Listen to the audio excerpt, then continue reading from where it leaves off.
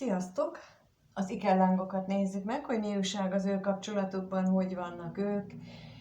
És szokásomhoz híven, mint minden videó elején elmondom, hogy az én megközelítésem szerint az ikellángok egy férfi és egy nő kapcsolatáról szól, amikor is nem az a legfontosabb cél, hogy ők a földi síkon egy párt alkossanak, bármennyire is hatalmas közöttük a vonzerő, és bármilyen különleges is ez a kapcsolódás, az ő kapcsolatuk egy másik dimenzióban folyik, illetve a kapcsolatuknak aktiválódásának a célja az, hogy mindketten beleálljanak az életfeladatukba, beleálljanak az önismeretbe, az önmunkába is, a lehető legtöbb karmikus terhet lepakolják, ami erre az inkarnációra, illetve már az előzőekre is megvolt a számukra. Tehát ez a különbség alapvetően a lélektársak és az ikellángok között, mert a lélektársak ők ebben a dimenzióban, kifejezetten ebben a dimenzióban, tehát a harmadik dimenzióban segítik egymást, az ikellángok pedig más síkon is, itt is, és más síkon is, és azzal, hogy megjelennek egymás életében, onnantól kezdve fenekestől felfordul a világ, ők egy teljesen más rezgésszintre kerülnek, igaz, hogy csak ideiglenesen, de utána az irányítás átkerül a saját kezükből az égiek kezébe, és onnantól kezdve, egy kényszerpályát futnak be. Van benne szabad akaratuk, mert nem véletlenül van az, hogy sokszor ismételnek meg ikellángok egy-egy pályafutást, vagyis egy-egy kapcsolódási kísérletet, mert van benne szabad akaratuk, és nem mindent csinálnak meg, amit mondjuk előre elterveztek, akármennyire is szeretnék az égi segítők, és akármennyire is támogatják, mert bizony nagyon-nagyon nagy feladat az, amit ők magukra vállalnak. Viszont amikor sikerül, vagy elérni végeredményeket, akkor az nagy hatással van nem csak rájuk, hanem az egész környezetükre, sőt az egész bolygóra is. És ez a különleges az ikellángokban, és ennek messze nyúló okai vannak, ami egy több órás szép kis mese lenne, hogyha azt mind elmondanám, illetve például az őszi ikelláng workshop erről szólt, hogy egy napon keresztül csak ennek a hátteréről meséltem, hogy mi van itt. Most meg pár percben. Jó, akkor megnézzük azt, hogy mit tudunk az ő jelenlegi kapcsolatukról, hol állnak az ő dolgaik, hogyan állnak, mit tudhatunk meg róla.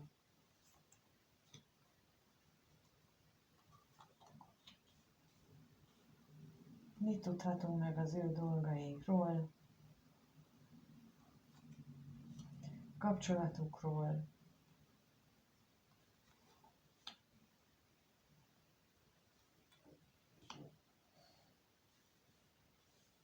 No, hát a távolságtartás az azért megvan, az kétségtelen, és az is, hogy a múltból táplálkoznak, a múlt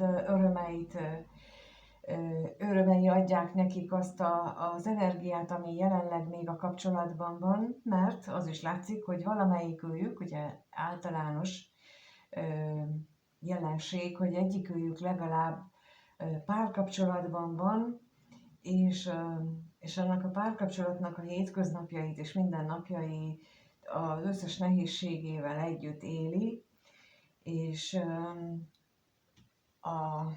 a távolság ellenére mégis kettejük között hatalmas a tűz és hatalmas energiák mozognak. Na, nézzük még itt a katonatisztet, hogy mit tudhatunk meg arról a katonatisztről.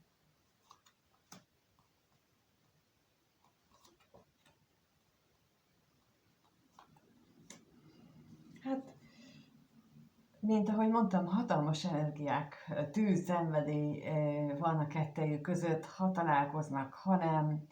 Teljesen mindegy, hogy milyen távolság van közöttük, fizikai vagy érzelmi, érzelmileg nem igazán, de szerintem fizikai távolság van, és ez megnehezíti ezt az egész szenvedélyt, vágyat az, hogy titokban kell ezt tartani, illetve bizonyos családi normákkal ütközik ez az egész, mármint hogy az, ami az ő életkörülményeik, az ő szokásaik, úgyhogy ez, ami nehézséget okoz ebben a jelenlegi helyzetben. Amíg megnézzük az örvendezést, itt a mindennapi szokásoknál, hát ott bizony nem jól állnak a dolgok, akármennyire is szeretnék, ott sok nehézséggel néznek szembe,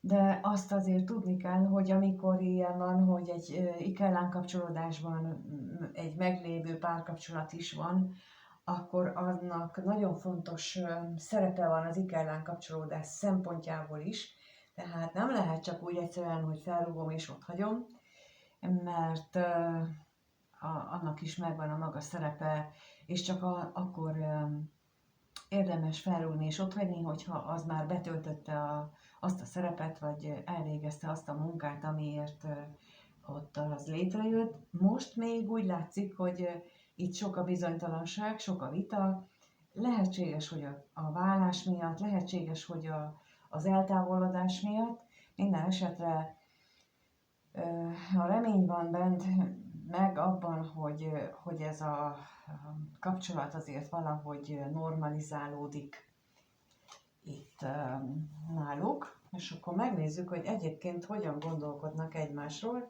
milyen gondolataik vannak, mit gondolnak egymásról itt ezek Mit gondolnak egymásról? Ez a kérdés, hogy mit gondolnak egymásról, kettőt kérek szépen, és a férfi mit gondol a nőről először. A férfi mit gondol a nőről, és a nő mit gondol a férfiről.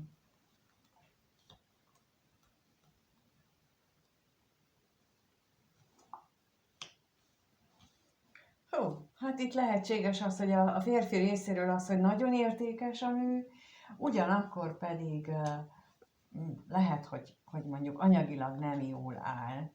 Tehát, hogy így a kettő ilyen ellentmondás, ugye látjuk, hogy a pénz meg a kevés pénz már önmagában is egy ellentmondás, csak hogy ez az élet különböző területeire vonatkozik, mert lehet, hogy az, hogy nagyon értékes az ő szemében, az azt jelentheti, hogy inspiráló a számára, mindig sikerül neki felvidítania, mindig sikerül neki megoldani, vagy magyarázatot találni nehéz helyzetekre, viszont ezzel nem áll szemben, vagy nem ellentmondásos az, hogy anyagilag esetleg a nő az nem túl rózsás az ő helyzete, vagy pedig a férfié. Na nézzük még akkor, mit tudhatunk meg a pénzről.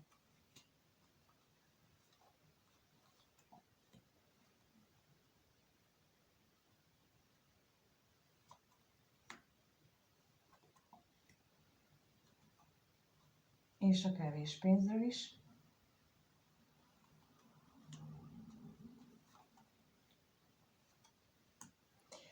Hát itt lehetséges, hogy ugye az, hogy értékes a másik személy, az abban is megnyilvánulhat, hogy, mint ahogy mondtam az előbb, hogy képes olyan helyre billenteni az ő lelki világát, viszont ezek szemben vannak azokkal a vágyakkal, amelyek benne vannak, és itt is kijön az az ellentmondás, hogy ugyanakkor figyelmen kívül hagyja, vagy kell hagyja azt, hogy itt az anyagiak nagyon is bejátszanak ebbe a kapcsolatba, vagy úgy, hogy a nő részéről van kevés anyagi biztonság, vagy pedig az ő saját részéről van, és ez nagyon megnehezíti az ő gondolkodását, és a kettőjük között lévő távolságot is, hát fenntartja, mondjuk így.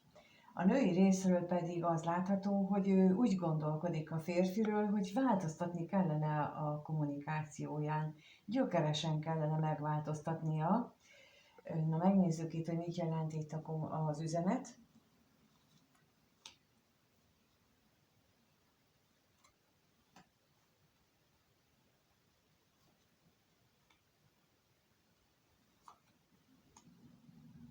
És a halálra is kérnék szépen.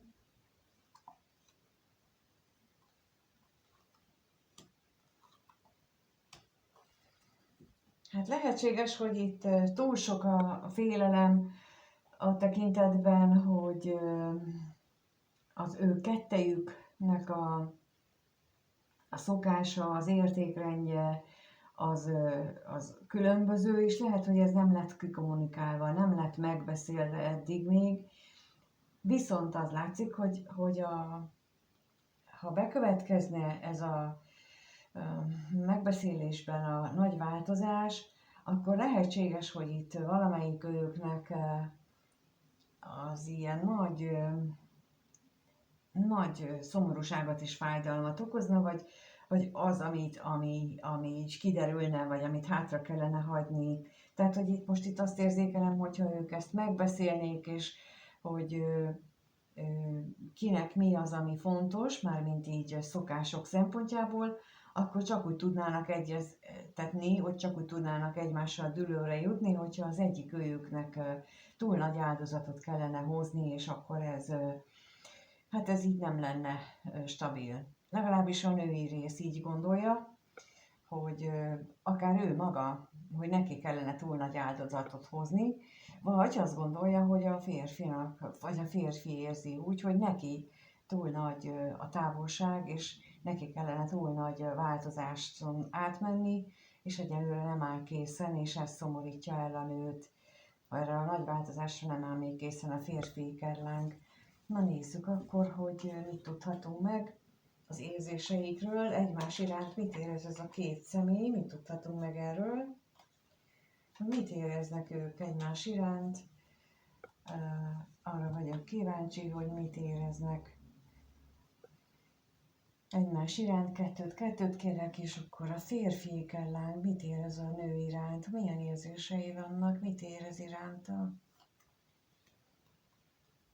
mit érez iránta.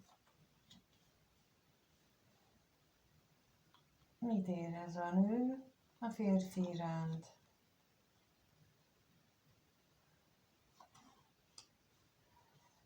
Hát érdekes. A férfi újra és újra rácsodálkozik a saját érzéseire, arra, amit ez a női ikerláng kivált belőle, miközben ugyan a nőnél látjuk azt, hogy ő kimondja az ő érzéseit, folyamatosan tudtára adja a másiknak, hogy milyen érzései vannak iránta. Nézzük itt a váratlan örömöt. A váratlan örömre mit tudhatunk meg, hogy itt milyen, és a gyermekre is kérnék szépen.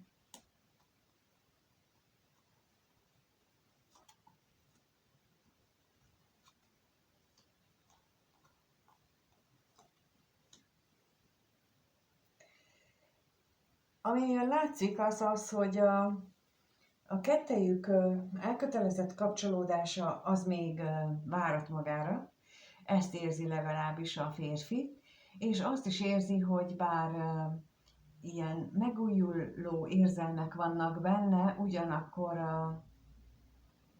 a találkozások alkalmával, akkor ennek nem ad hangot, sőt, igazából el is ferdíti. Szándékosan titkolja azt, hogy ő benne milyen érzések vannak, szándékosan nem mutatja meg. Miközben ugye azt látjuk, hogy itt a női ikerláng, ő folyamatosan, hát mondjuk így, hogy tálcán kínálja az ő érzelmeit. Lehet, hogy ezzel mondjuk a férfi ikerlángban, hát lehet, hogy benne, nem azt mondom, hogy ellenérzést vált ki, hanem hogy meglepetést, hogy ő nem tapasztalt még ilyet, hogy egyrészt az is lehet, hogy nem tapasztalta, hogy őt valaki ennyire szereti, másrészt, hogy ennyire őszintén beszél róla, és ezt is megélheti. Na, megnézzük itt, mit jelent itt az üzenet. És a szerelem lapja.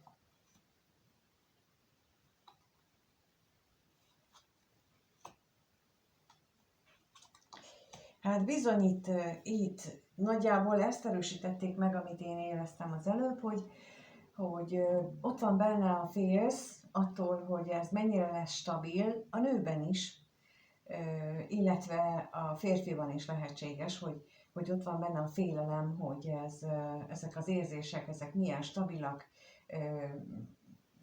nem csak ilyen fellángolásszerűek-e, és hogy idővel, vagy milyen idővel múlik majd el.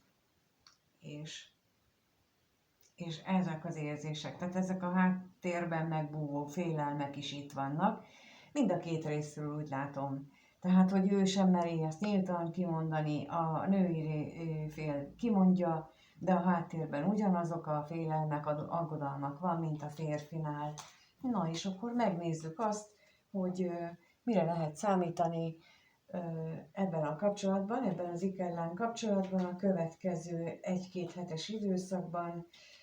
Nem tudni, hogy mikor csinálok legközelebb ilyet, úgyhogy következő 1-2 hétben mire lehet számítani az ikerlán kapcsolódásban, mit lehet tudni róla 1-2 hétben, hogyan alakul ez a kapcsolat.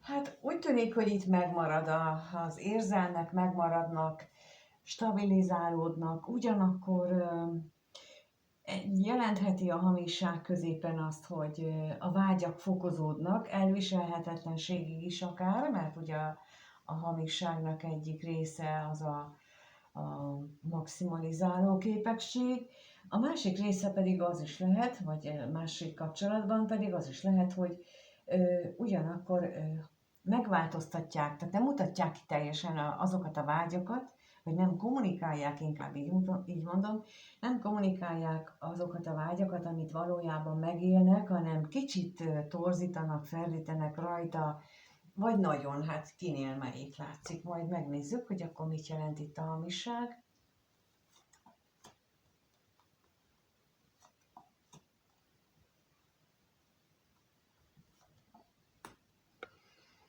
Itt lehetséges az is, hogy pontosan ezeknek a vágyaknak a torzítása, vagy a fokozódása az égi beavatkozást igényel, és akkor itt talán a találkozásban, talán egyéb dolgokban veszteséget, tehát hogy így csalódást kell elszenvedniük, ami, mint ahogy mondtam az elején, hogy én egy bizonyos ponttól kezdve égi irányítás alá kerül ez a kapcsolódás, ez valódi ikerlán kapcsolódás, és akkor, amikor mondjuk energetikailag szükséges a beavatkozás, akkor ha tetszik, ha nem, ők találkoznak, és feltöltik egymást energetikailag, míg más esetekben, amikor nincsen ez támogatva égileg, akkor pedig a lelküket kiteszik, sem jön össze. Na most itt pontosan azt érzem, hogy itt aztán nem fog sikerülni, sokaknak hiába is tesznek meg mindent, vagy ügyködnek azon, hogy akkor holnap, vagy holnap után, vagy jövő héten majd találkozunk. Itt az égi közbeavatkozásnak lesz meg a döntő szerepe, és megnézzük még ezt az üzenetet, hogy itt mit tudhatunk meg az üzenetről. Mi az, ami szóba fog kerülni?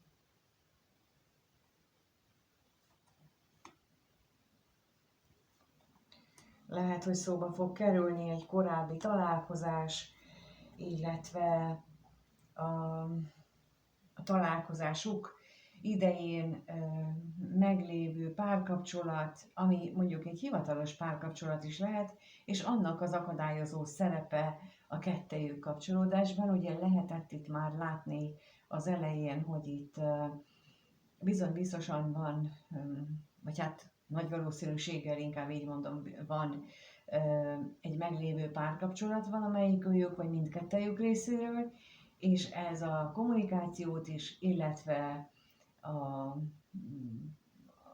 a vágyaknak a teljesülését is akadályozza. Persze ők nem biztos, hogy tudják, hogy nem a kapcsolat akadályozza, hanem égi erők gördítenek akadályt az útba, de a lényeg, ők azt úgy élhetik meg, és úgy kommunikálhatják, hogy a kapcsolatuk azok most a meglévő párkapcsolati nehézségek miatt van akadályoztatva, és valamint, hogy a kapcsolódásuk.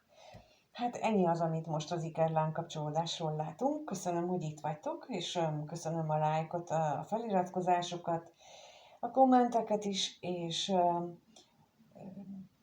a tagság ügyében ott a leírásban, illetve a csatlakozás gombra kapcsolva tudtok csatlakozni a tagsághoz, ahol van belső gyermekgyógyító tagság, illetve párkapcsolati traumák oldására szóló tagság, és a legmagasabb szintűnél pedig az a minimum 1 órás egyéni konzultációt is tudjátok, de lehetséges olyan is, hogy, és főleg így, akik ikerlángoknak szeretnének asztrológiát, horoszkóp elemzést készíteni, és tanultak asztrológiát, azoknak javaslom az asztrológiai korepetálást, ugyanis nagyon kevesen, úgy tapasztalom, hogy nagyon kevesen beszélnek arról, hogy milyen hatása van a recepcióknak, nagyon kevesen beszélnek arról, hogy a direkciók, a szolárok és a lunárok azok hogyan mutatják meg a kapcsolatoknak a dinamikáját, a lehetséges dolgait, vagy a szinasztriát, úgyhogy ebben tudok nektek segíteni. Aki jelentkezik, vagy jelzi, a leírásban megtaláljátok az elérhetőségemet is, és ott tudtok egyéb információt kérni, minden egyébbel kapcsolatosan, amit így a videókban elmondok. Úgyhogy köszönöm még egyszer azt, hogy itt voltatok, és mindenkinek minden jót kívánok. Sziasztok!